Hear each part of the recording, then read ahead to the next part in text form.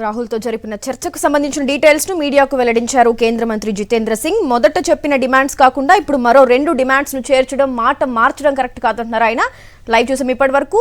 ఢిల్లీలో జరుగుతున్న పరిస్థితులకు సంబంధించి పూర్తి డీటెయిల్స్ అందించేందుకు మా కరెస్పాండెంట్ వెంకటేష్ లైవ్ ద్వారా జాయిన్ అవుతున్నారు. వెంకటేష్, చెప్పండి, కాంగ్రెస్ మంత్రులతో సహా, కాంగ్రెస్ నేతలతో సహా రాహుల్ గాంధీని కూడా పోలీసులు అదుపులోకి తీసుకున్నారు. అసలు ప్రధాన నివాసం దగ్గర ప్రెజెంట్ సిచ్యువేషన్ ఎలా ఉంది వెంకటేష్? ప్రధానమంత్రి నివాసం వద్ద బైఠాయించి నిరసన తెలుపుతున్న రాహుల్ గాంధీ, ప్రియాంక గాంధీలను పోలీసులు అదుపులోకి తీసుకున్నారు. ఆయనతో పాటు పలువురు ఎంపీలను కూడా పోలీసులు అదుపులోకి తీసుకున్నారు.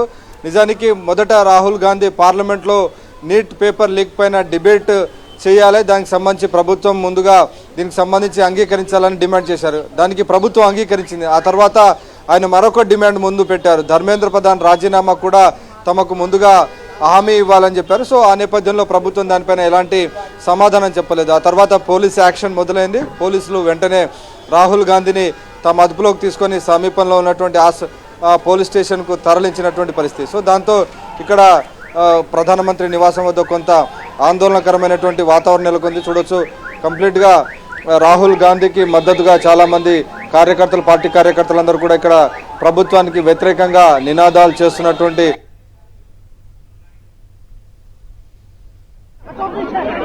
आराम दे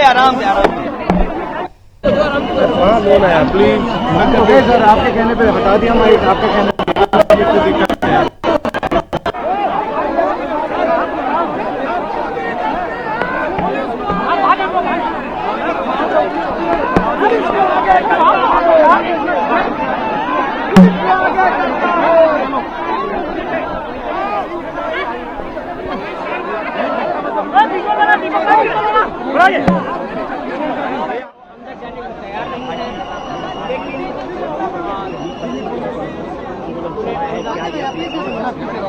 లేదు.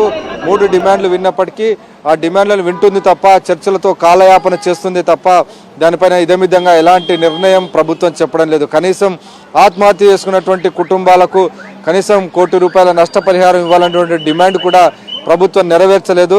అలాగే ఇటు ధర్మేంద్ర ప్రధాన్ రాజీనామా అంశం కానీ, వాంగ్చుక్ డిశ్చార్జ్కి సంబంధించిన అంశం పైన కూడా ప్రభుత్వం ఏమాత్రం చెప్పడం లేదు. అలాగే ఇటు ప్రధానమంత్రి నరేంద్ర మోడీ ఈరోజు జరిగినటువంటి పార్లమెంటరీ పార్టీ సమావేశంలో స్పష్టం చేశారు, భవిష్యత్తులో తాము ఇలాంటి సంబంధించినటువంటి నిర్ణయాలు ఖచ్చితంగా ఎలాంటి నీటికి సంబంధించినటువంటి పరీక్ష విషయంలో మరోసారి లీక్ జరగకుండా అన్ని రకాల పకడ్బందీ చర్యలు తీసుకుంటామని ఇటువైపు ప్రధానమంత్రి నరేంద్ర మోడీ ఎన్డీఏ ఎంపీలకు వాగ్దానం చేశారు, హామీ ఇచ్చారు. అలాగే ఇప్పటికే నీట్ పరీక్షకు సంబంధించినటువంటి విషయంలో 13 మంది పైన చర్యలు తీసుకొని వారిని జైల్లో వేశాం, కోర్టులో కూడా వారిపైన తగిన శిక్షలు పడేలా చర్యలు తీసుకుంటామని ప్రధానమంత్రి కూడా ఈరోజు వాగ్దానం చేశారు. సో ఈ 2 అంశాలపైన ప్రధానమంత్రి వాగ్దానం చేశారు. కానీ అసలైంది విద్యార్థులు కోరుకుంటున్నది, ఇటు విపక్షాలు కోరుకుంటున్నది ధర్మేంద్ర ప్రధాన్ రాజీనామా.